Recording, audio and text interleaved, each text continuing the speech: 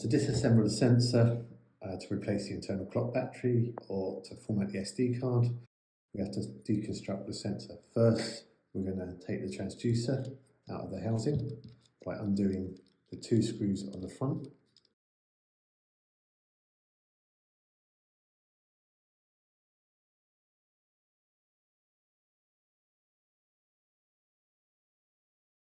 Once the screws have been removed, we can remove the clip and then remove the transducer from the sensor body using the bottle opener that comes in the kit. So you can just feel the transducer be prized from the body and then just a little bit of movements and you can remove the transducer. We then turn attention to the back of the sensor. We have the 4 screws securing the back end to the housing. We're just going to undo the back end using the cross-headed screwdriver.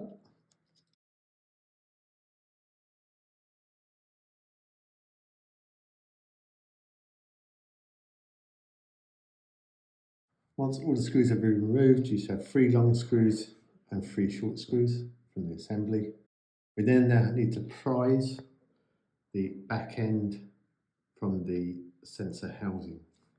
To do this, we take a slotted screwdriver, gently going between the body and the back end, and we just start to loosen it free from the sensor housing. We just go around it a few times, just gently prising it apart. We can then go into the struts just to prise it a bit more. Once you're far enough apart, you can then turn your crosshead inside the slot. We can now pull the back end from the sensor. You'll see there's 3 PCBs there, the communication boards, the interface board and the driver board. If we're looking to amend the SD card, that's found on the interface board, the middle board here.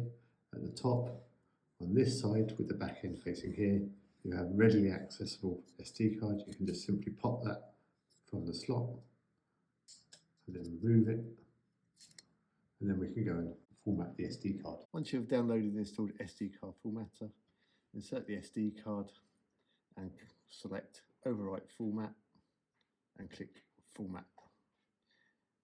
Click yes and allow the formatting to begin.